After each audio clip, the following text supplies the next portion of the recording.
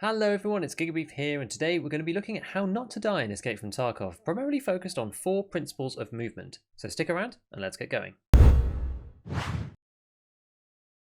Okay, so today we're going to kind of go back to basics, looking at a few principles that will either help you die less or serve as a good refresher for intermediate players. I find it useful sometimes to take a step back and analyse how you're approaching the game, as over time you can stop doing certain things as your playstyle develops. It's useful to be critical of your own play and to be deliberate about working on certain aspects until it becomes natural and you don't have to think about it anymore and you can start working on something else. Today we're talking less about fight movement specifically, although it is still applicable, but more about general movement around the map because this is where many players get bopped out of nowhere and wonder why they died, which is some of the most annoying deaths in this game. So the first two principles are related closely together but are in my opinion the foundation of general movement in Escape from Tarkov. As you move around the map, you should be continuously thinking to yourself, can I get to cover?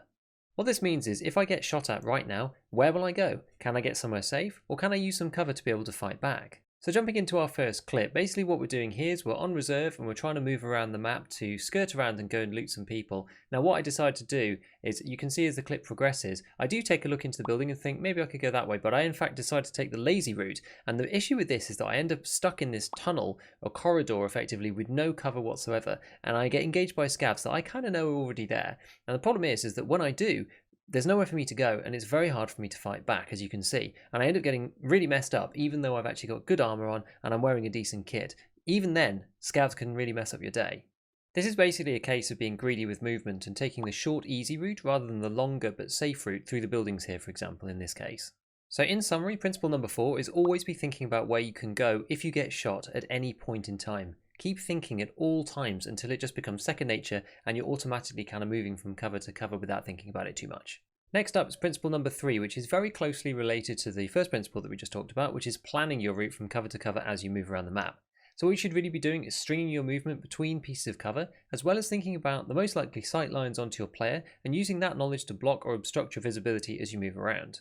For example, if you're playing near dorms and moving in, use the cover to obstruct visibility from the building so you don't get engaged on by somebody inside while you're still outside and it's hard to fight back.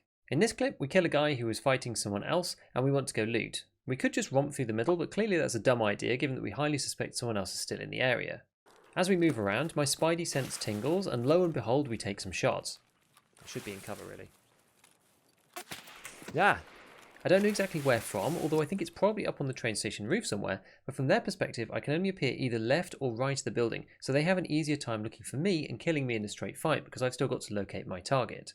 So we decide to retreat and take another angle. Now what we have to do is risk going past a sight line, so taking a look at the cover that we have available and thinking about where they probably are located, we can move back into this set of bushes and then pick the minimum crossing distance between the foliage and the corner of the next building to sprint across. From here, we're in a much more even fight because I can just disappear in theory around the back by the hills, and so they don't know that I'm still here necessarily. There's also this sneaky sightline that we give an attempt at using, and unfortunately we don't snag the kill here, but the fact that we got a try risk-free shows the power of this location versus just trying to take the fight where we were before. Damn it. Principle number 2 is to be very aware of the sightlines behind you. Who sees who first in Tarkov can often be the deciding factor in who lives and who dies, simply because the time to kill is very low. So naturally, players coming around cover or appearing behind you can get you sent back to the lobby super fast, and this is especially true for solo players who don't have anyone watching their back. In a similar way to the first principle, you should be continuously trying to place cover between yourself and potential assailants, which means you almost need a kind of third-person perspective of yourself and how your PMC is present in the Tarkov world. Blocking sightlines in this way can dramatically reduce the chance of getting surprised by someone coming out of nowhere, so to speak, as you're moving from cover to cover as we mentioned earlier, and be aware of the cover as it moves past and behind you and keep it in your mind's eye as you progress across the landscape. Also note here that reducing your silhouette when taking up a position, especially on hills and high ground, is also related to this and very similar in terms of thought process, but I want to cover this properly in another video that's less about movement and more about positioning itself. And finally onto the first principle of walking versus running. This is the number one thing that gets new players killed, and is also an easy habit to slip into as you get more experienced. New players don't realise necessarily how much audio information you give away by running continuously in certain areas, especially against other PMCs wearing headsets. Okay, so we're gonna go around the back of this then.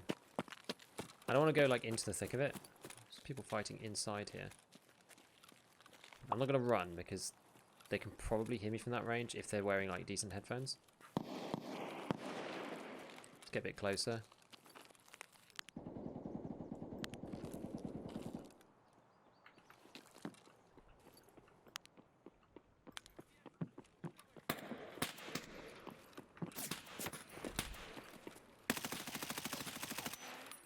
Experienced players, on the other hand, tend to be looking to speed up their raids, and the temptation to charge about grows as you lose gear, fear, and money becomes less of an issue as you become more impatient with the game and want action to happen and your raids to be completed a bit quicker. It might seem fairly obvious at first, but it is easy to fall into some bad habits, and there are pros and cons to both walking and running. The obvious ones being when you're walking you're much quieter, and when you're running you get out of the dangerous area potentially much more quickly. So it's a situational awareness and experience exercise to determine the best course of action in practice. In this clip, we're fresh off the spawn and we want to get out of this area ASAP. Walking versus running is always a trade-off between visual cues and audio cues, and trying to get through an area of relative danger fast before getting spotted at the expense of signposting your position to other players around you. That's what I'm trying to get out of this spawn. In this case, given that we've just spawned in, there's also an additional danger of other PMCs kind of knowing where we are broadly, and so we want to get out of the area as fast as possible, and it's unlikely that anybody's going to be super close just because the spawn points are kind of separated. Going to get down here and then we're going to stop running about like an idiot. Importantly though, you don't just want to keep running forever. Once you reach a specific landmark or piece of cover that you can't see over, it's usually a good idea to scout out the area, and in this case it snags as a kill. Clearly, map and spawn knowledge helps here as well to give us a good idea of timings, which is when PMCs are likely to be in certain areas in the first few minutes of the raid. In short, good players have this stuff down in their muscle memory, so they don't really even need to think about it while they play. For the rest of us, it can be really easy to forget these basics, but to get better at EFT, or anything really, is to work on reducing your bad habits, improving the way you go about making decisions by thinking deliberately until it's second nature, and not just playing on autopilot. I'm also working on these things myself, so I don't pretend to be perfect at this stuff. Quite the opposite. In fact, these elements are generally the things that I'm always trying to improve in my own game. He's in here somewhere. Can I thread a nade through there? No, no, no, no, no, no!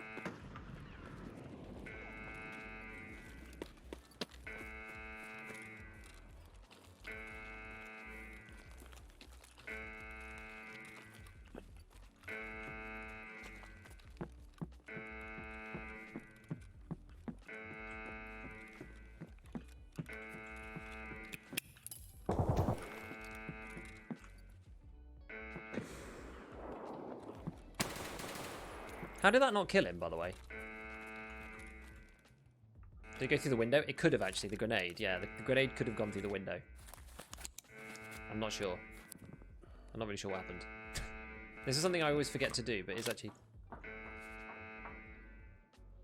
someone just outside.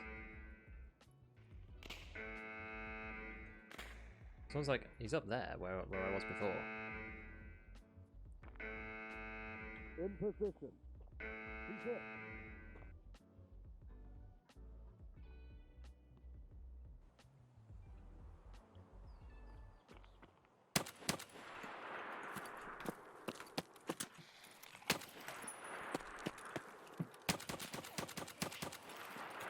No!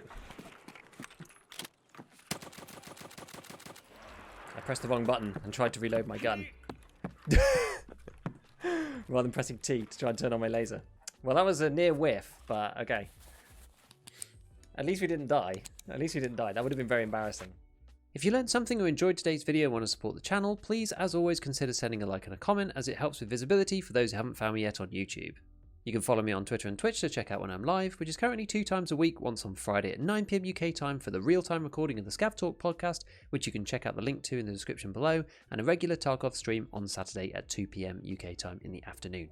And with all that said, I'll see you next time, and as always, have fun in your raids.